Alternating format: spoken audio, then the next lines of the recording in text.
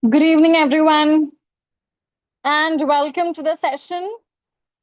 So, I really hope all of you are doing great and preparing for your upcoming Kerala set exam, right? Okay, so with that being said, let's get started with our session tonight. Let me start by sharing my screen with you all. Can you guys see my screen? Yeah, it is visible, right? Yes, great. So, welcome again to our 8th revision session of Kerala set. So in this session also, we will be looking at many questions which are based on the PYQs of Kerala set. But these are new questions.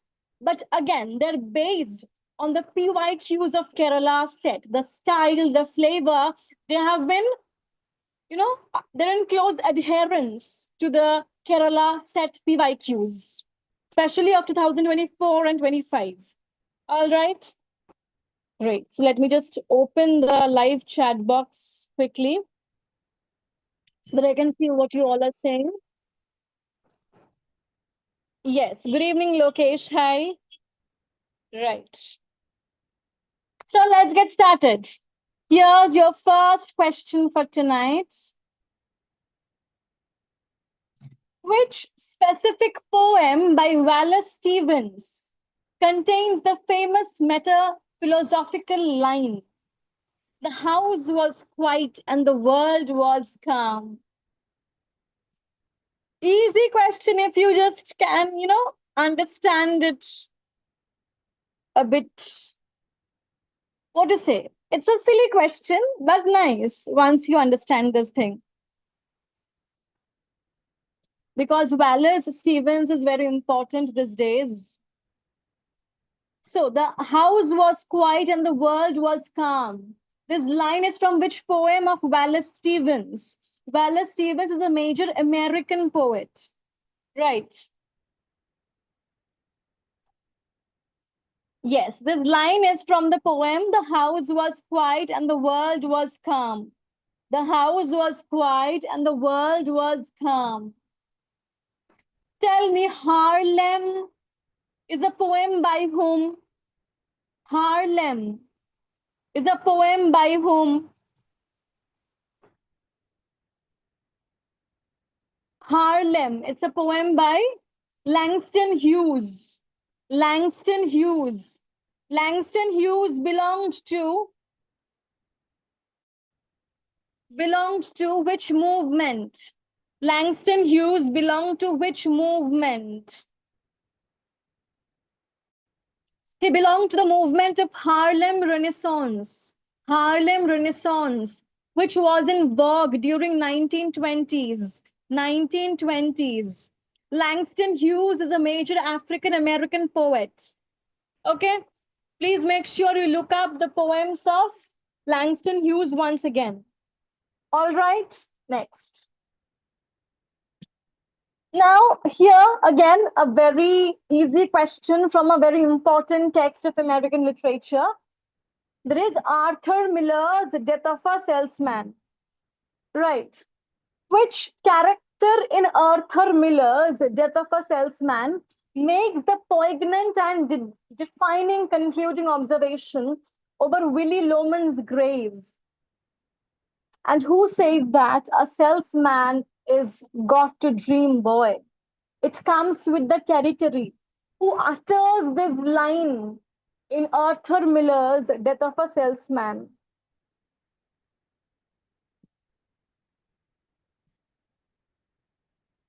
Arthur Miller's Death of a Salesman, a major play it is. It's a tragedy, right? Who says this line in this play? It is said by Charlie. Charlie, at the last scene of this play. It is said by Charlie in the last scene of this play. It's actually the funeral scene of Willie Loman. In the funeral scene of Willie Loman.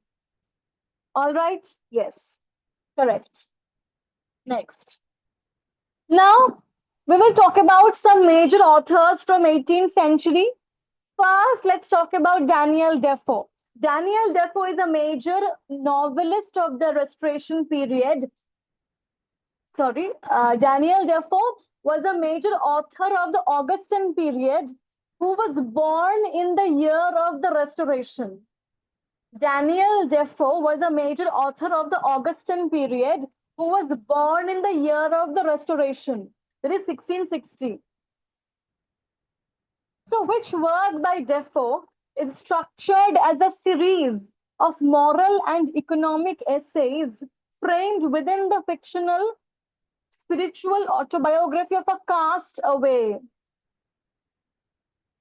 Yes, it is serious reflections during the life and surprising adventures of Robinson Crusoe. Correct. Option C is correct. Yes. Tell me, which work of Daniel Defoe was published in 1722? It is the memoir of a prostitute. Which work of Daniel Defoe, published in 1722, is the memoir of a prostitute?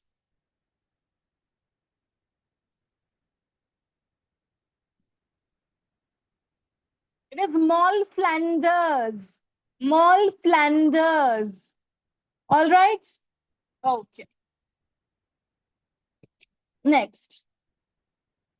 Henry Fielding famously described his novel Joseph Andrews as a comic romance in prose. Which classical epic poet did he invoke as his primary model for this new genre?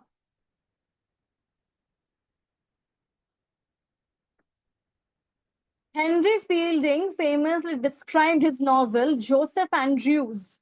Please remember, Joseph Andrews was the first full-length novel of Henry Fielding. And he described Joseph Andrews as a comic romance in prose, or a comic epic poem in prose. So which classical epic poet was invoked by Fielding as his primary model, as his primary inspiration for this comic epic poem in prose? It is Homer. It is Homer. Don't get confused. I tricked you. It is Homer. All right. Next, now we have a match the following question. So you have to match the following concepts with their propounders. You have to match the following concepts with their propounders. Okay? So who talked about structures of feeling, mimicry, interpellation, and rhizome? Tell me. Structures of feeling was discussed by Raymond Williams. Mimicry was discussed by Homi K. Bhabha. Interpellation was discussed by Louis Althusser. And rhizome was discussed by Deleuze and Guattari. Okay? Structures of feeling, Raymond Williams. Mimicry, Homi Bhabha. Interpellation, Louis Althusser. Rhizome, Deleuze and Guattari. Correct. Tell me, who talked about negative capability and egotistical sublime? Who talked about negative capability and egotistical sublime? That was John Keats. John Keats talked about negative capability and egotistical sublime. Right? Who talked about primary and secondary imagination? Who talked about primary and secondary imagination? Coleridge in Biographia Literaria published in 1817 discussed primary and secondary imagination. All right. Who talked about the concept of contrapuntal reading? Who talked about the concept of contrapuntal reading? It was Edward Said. Edward Said discussed the concept of contrapuntal reading in his critical collection of essays, Culture and Imperialism. Culture and Imperialism. Tell me, who talked about intertextuality? abjection, cora, intertextuality, abjection, cora. These are concepts discussed by Julia Kristeva. Julia Kristeva. Who talked about écriture féminine? Écriture féminine. Helen Cizou. Helen Cizou. Who talked about the term aporia? Who talked about the term aporia? Derrida. Derrida, because it's a term from Derrida's deconstruction. Aporia. Aporia. Okay? Clear? Who talked about strategic essentialism? Strategic essentialism. Gayatri Spivak. Gayatri Spivak. Okay? Right. Who coined the phrase heresy of paraphrase? Or who talked about the concept of heresy of paraphrase? Heresy of paraphrase. Cleant Brooks. Cleant Brooks from New Criticism talked about heresy of paraphrase. Heresy of paraphrase. Who talked about the concept of tension in poetry? Who talked about the concept of tension in poetry? Alan Tate. Alan Tate talked about the concept of tension in poetry. Right? Who talked about willing suspension of disbelief? Willing suspension of disbelief. It was Coleridge. Coleridge talked about the concept of willing suspension of disbelief. Clear? Right? Yes. Next. So I hope you liked that revision. Chalo.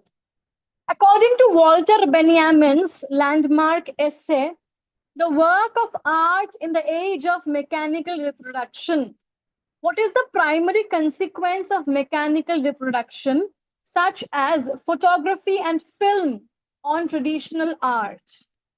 Read the options carefully and then answer. What is the effect of mechanical reproduction, such as photography and film, on traditional art?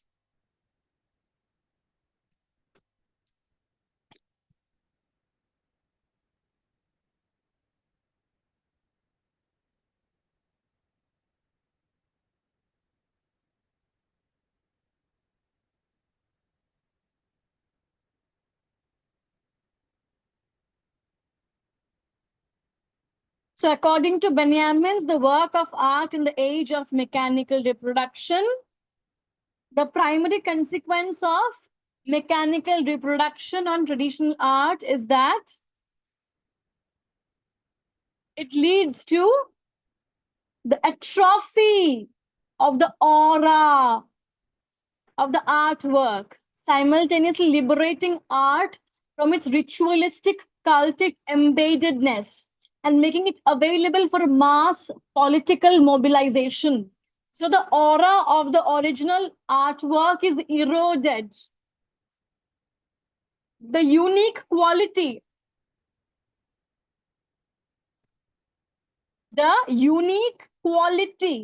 of an original artwork, the unique quality of an original artwork, it is the aura. It is depleted, eroded by mechanical reproduction. But on the other hand, it causes democratization of that artwork among the public. Okay, so aura or unique quality of an original artwork is depleted, eroded. It also democratizes art among the public. It is the option D. Tell me, Walter Benjamin belonged to which school of theory? Or he belonged to which school? Walter Benjamin belonged to the Frankfurt School of Critical Theory. Frankfurt School of Critical Theory. Okay, one example would be, suppose you have gone to a museum to watch or to look at the paintings of Leonardo da Vinci or Van Gogh, for example. Right. And when you go to the museum, you have your camera with you, for example, and you're clicking the pictures of the portraits or the statues or the paintings you are seeing. And when you come back home, you're posting them on your social media handles like Insta, Facebook, and all that.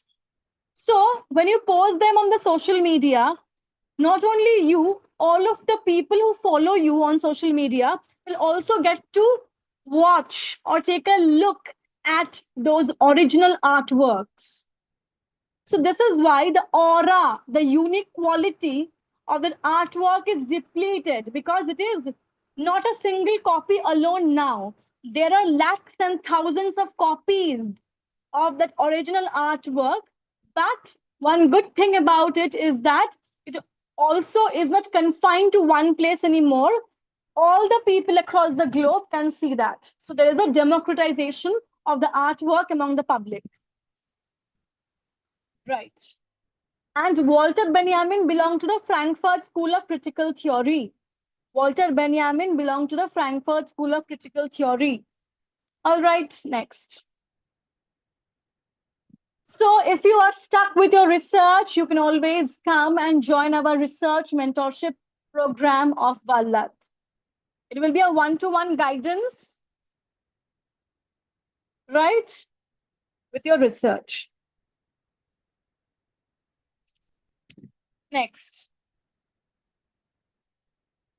The Satanic school of poetry was a pejorative term coined by Sade in the preface to his work, A Vision of Judgment, which to late Romantic poets were the primary targets of this critique due to their perceived defiance of moral and religious orthodoxy.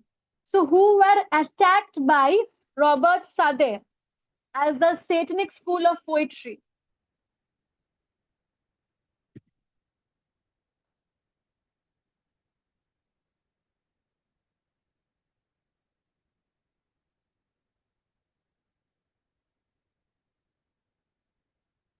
The late Romantic poets Byron and Shelley were attacked by Robert Sade as the Satanic school of poetry in the preface to his work, A Vision of Judgment.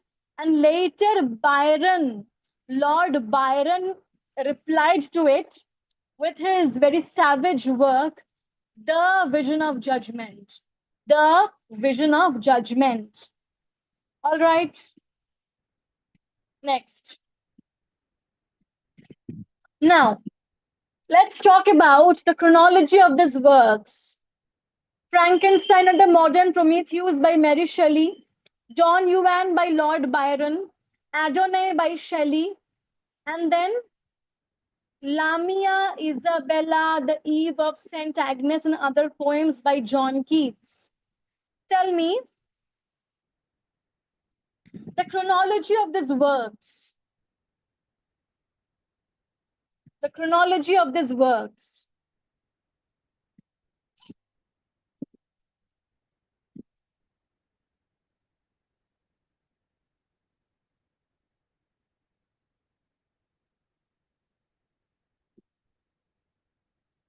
The correct answer would be 1, 2, 4, 3. 1, 2, 4, 3.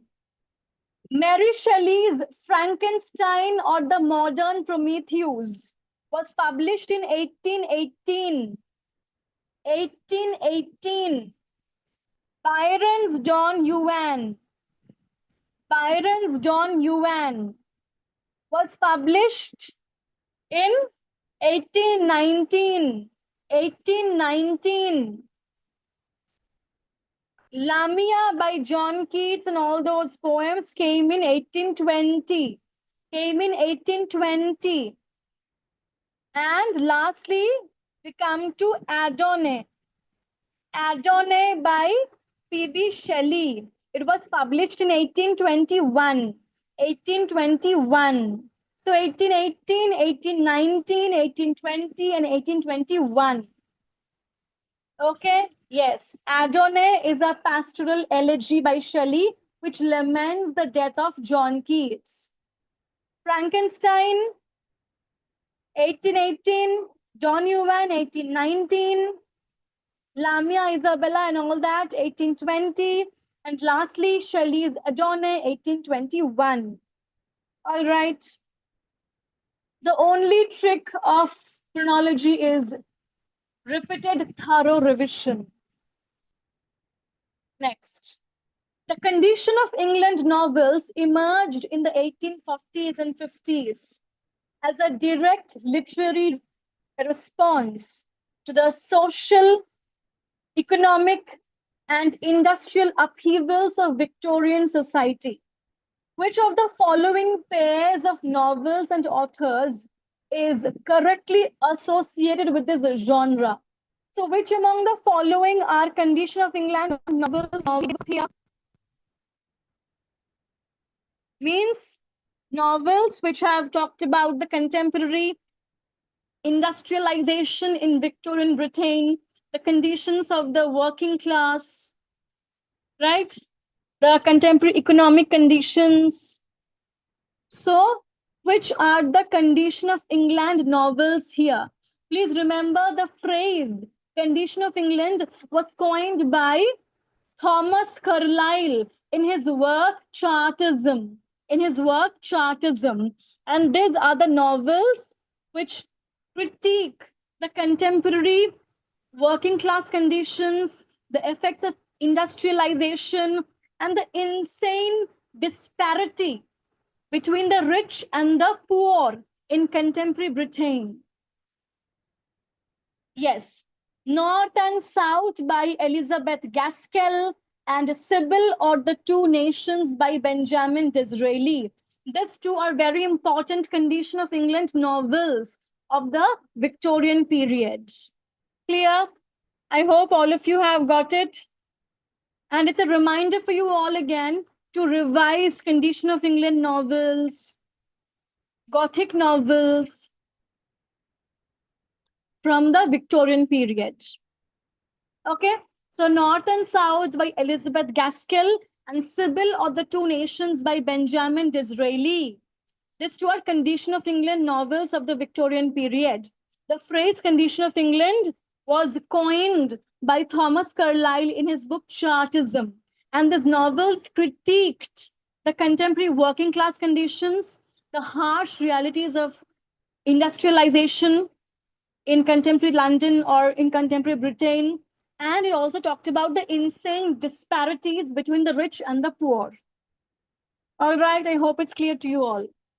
Right. The Pre-Raphaelite Brotherhood, PRB, formed in 1848. It revolutionized Victorian art and poetry. Which short-lived literary magazine did the PRB publish in 1850 to propagate their avant-garde views on art, realism, and poetry? Tell me.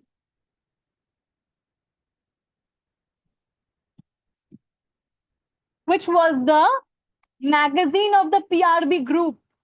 Which was the magazine of the PRB group? Yes, the Germ. The Germ was the magazine of the PRB group. Magazine of the PRB group. Very good. Restoration comedy is famous for introducing the comedy of manners, which satirized the artificial manners, wit, and sexual intrigues of the aristocratic elites. Which of the following plays is widely considered a foundational restoration comedy of manners and hence features the iconic, witty duel of words between Millamant and Mirabell? Remember the Proviso scene from this play? The Proviso scene of Mirabell and Millamant. Yes, it is The Way of the World by Congreve, first performed in 1700. The Way of the World by Congreve, first performed in 1700. Correct. Dryden's foundational work of dramatic criticism, an essay of dramatic poesy, 1668. It takes the form of a semi-fictional dialogue among four speakers on a boat on the Thames? Which speaker acts as the persona for Dryden himself, arguing passionately in defense of modern English drama over both ancient and French theatre? Which character represents Dryden himself? Very easy. It is Neander. It is option D, Neander. The character Neander represents Dryden himself in an essay of dramatic poesy, and he defends modern English drama. He defends modern English drama. All right, great. So that's all for tonight from our side. I really hope you guys loved the session and enjoyed answering these questions, right? So please keep studying, take care, and I will see you all again tomorrow at 9:30 p.m. And please do like the session. Okay, bye, take care.